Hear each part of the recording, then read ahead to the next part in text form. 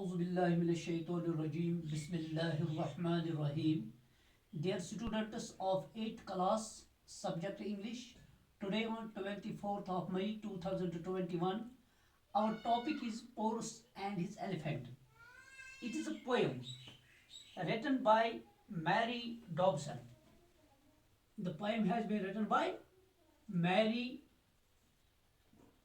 Dobson is the poet of this poem. Porus and his Elephant. Mary Dobson is the poet of this poem. Dear students, kindly see the page number 52 of your textbook. Let me read here. Porus and his Elephant. Once again, let me repeat page number 52. This ballad gives an account of an elephant that saved the life of its wounded master on the battlefield. The elephant faces death in order to save the life of Porus. It shows exemplary loyalty and courage.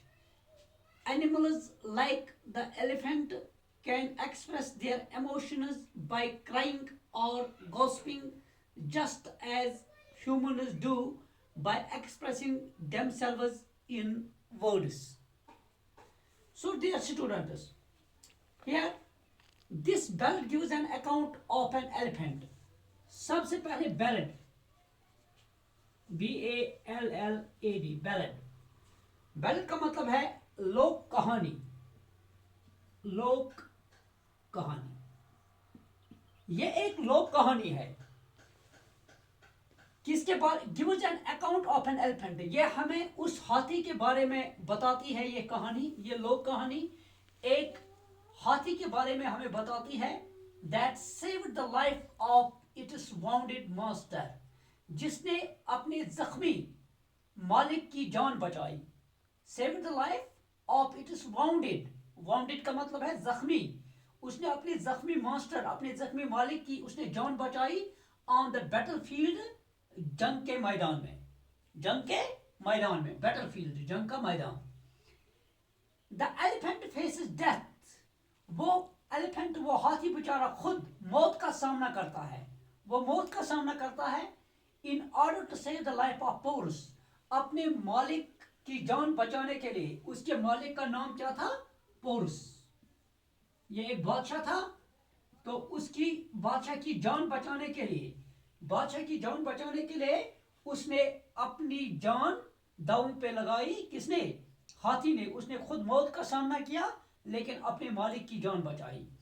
It shows exemplary loyalty. यह हमें मिसाली वफादारी इसने मिसाली वफादारी का मुजाहरा किया. And courage, और उसने हिम्मत का मुजाहरा किया. किसने?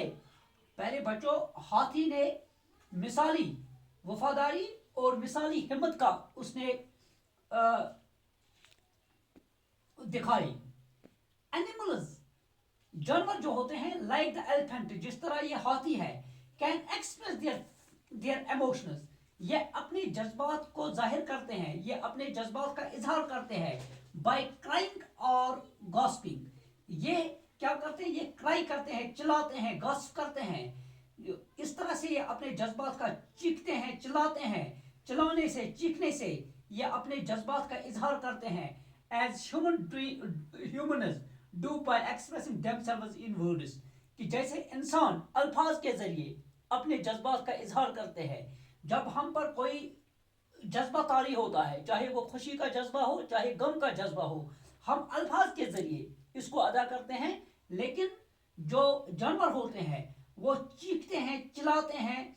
कुछ मोर जैसे नाचता है जब वो अपनी फीलिंग एक्सप्रेस करता है. तो जानवर भी इंसानों की तरह अपनी फीलिंग को एक्सप्रेस करते हैं, लेकिन हम अल्फाज के जरिए करते हैं, वो हरकतों के जरिए करते हैं, या चीखते हैं या चिल्लाते हैं.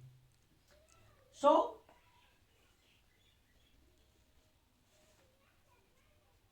there are 8 stanzas in this poem. Dear students, this poem consists of 8 stanzas. There are 8 stanzas in this poem. Let us read the first 3 stanzas teaches us today. Here, ye a tale of the days gone by, days whose recording is short and scant. This is a tale that can never die, told of a king and his elephant. Here ye tale of the days gone by. यहाँ आप उन दिनों की, बीते दिनों की एक कहानी आप यहाँ सुनेंगे. यहाँ आप एक बीते दिनों की कहानी सुनेंगे, उन दिनों की कहानी जो अब खत्म हो चुके हैं. Days whose recording is short and scant. वो ये उन दिनों की कहानी है जिसकी मुख्तसर सी तफसील मौजूद है, जिसकी डिटेल्ड तफसील हमारे पास नहीं है, बल्कि जिसकी थोड़ी सी तफसील, मुख्तसर सी तफसील जिसकी मौजूद है, जिसकी रिकॉर्डिंग है. This is a tale that can never die. ये एक ऐसी कहानी है जो कभी नहीं मरेगी, जो कभी खत्म नहीं होगी. यानी कि ये जो कहानी है, this story will always remain in the minds and in the hearts of the people. Told of a king. ये कहानी किसके मुतलिक है? ये एक बादशाह के मुतलिक है. एंड हिज एलिफेंट, और उसके हाथी के मुतलिक है. यहाँ आप बीते दिनों की कहानी सुनेंगे जिसकी तफसील, जिसकी रिकॉर्डिंग हमारे पास मुख्तसर सी है. ये ऐसी कहानी है जो कभी ख़त्म नहीं होगी. ये कहानी कभी ख़त्म नहीं होगी क्योंकि ये हमेशा लोगों के जहनों और लोगों के दिलों में महफूज हो चुकी है. Told of a king and his elephant. और ये कहानी किसके मुतलिक है? ये एक बादशाह पोरस के मुतलिक है. एंड हिज एलिफेंट, और उसके हाथी के मुतलिक. Out on the plain where the waters go. मैदान में जहाँ पे नदी बहती है, जहाँ पे पानी बहता है, एक मैदान जहाँ पे नदी बहती है, जहाँ पे पानी चलता है. Out on the banks of the जालिम वाइड. जालिम के वसी किनारों पर. बैंक, बैंक का मतलब है किनारा. बैंक, किनारा. जालिम के किनारों पर Porus the king went to meet his foe. Porus जा निकला अपने दुश्मन से मुलाकात के लिए. फो, फो मीन्स दुश्मन, एनिमी. फो,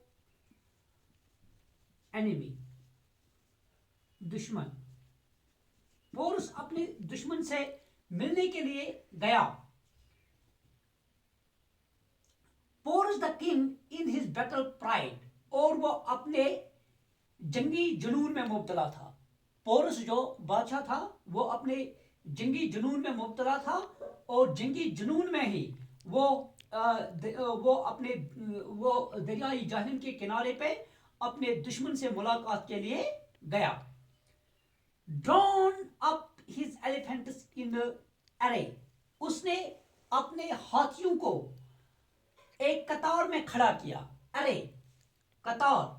ड्रॉन अप हिज एलिफेंट्स. उसने खड़ा किया अपने हाथियों को. इन अरे, एक कतार में उनको खड़ा किया. Standing in state in unbroken rank. वो एक शाही ढंग से खड़ा हुआ. इन अनब्रोकन रैंक, नाकाबिले शिकस्त हालत में वो खड़ा हुआ. अनब्रोकन रैंक में वो खड़ा हुआ. स्टैंडिंग इन अ स्टेट, वो शाही ढंग से खड़ा हुआ. In unbroken rank. While Alexander the Great, जबकि दूसरे जो उसका अपोनेंट था, Alexander the Great, Sikandar Azam जो था, फॉर प्रे, तो जंग के लिए उसने क्या किया? Let off his troops on the other bank. उसने भी अपनी फौज दरिया के दूसरे किनारे पे खड़ा की. मुकाबले के लिए उसने अपनी फौज को दूसरे किनारे पे खड़ा किया.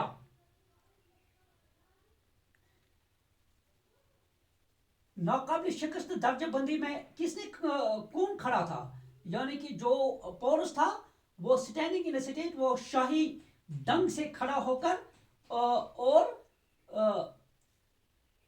पुरएतमाद तरीके से वो खड़ा हुआ दरिया के एक किनारे पर. उसने अपने जो हाथी थे तो उसने उनको कतार में खड़ा किया. تو while Alexander the Great جہاں پہ دوسری جانب سکندر اعظم نے کیا کیا, fought پھر لڑائی کے لیے, led up his troops, اس نے بھی اپنی فوج کو تیار کیا لڑنے کے لیے, on the other bank, دریا کے دوسرے کنارے پر. Alexander the Great,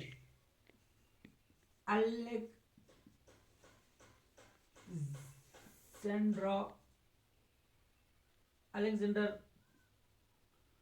the Great, Alexander the Great, Sikandar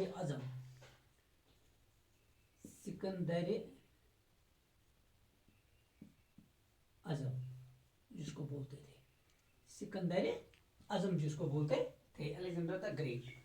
So dear students, you come to know about this poem that Porus the king was in pride, was in battle pride, اس کو جنگی جنون تھا. تو اس نے کیا کیا, اس نے دریائے جہلم کے کنارے, اس نے فیصلہ کیا وہ دریائے جہلم کے کنارے اپنے دشمن کے ساتھ, اپنے دشمن کو ملنے جائے گا. تو اس نے اپنے ہاتھیوں کو گمنڈ اور غرور سے, اس نے اپنے ہاتھیوں کو ایک قطار میں کھڑا کیا اور جنگی جنون میں مبتلا تھا, وہ گیا اپنے دشمن کا مقابلہ کرنے کے لیے. تو دوسری جانب جو اس کا دشمن تھا Alexander the Great, اس نے بھی اپنے فوجیں دوسرے کنارے پہ کھڑی کی اور وہ بھی مقابلے کے لیے تیار ہو گیا.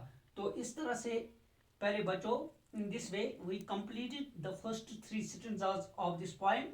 Inshallah, by the grace of Almighty Allah, tomorrow we will go for the next 5 stanzas. We will read the next 5 stanzas by tomorrow. Thanks to all.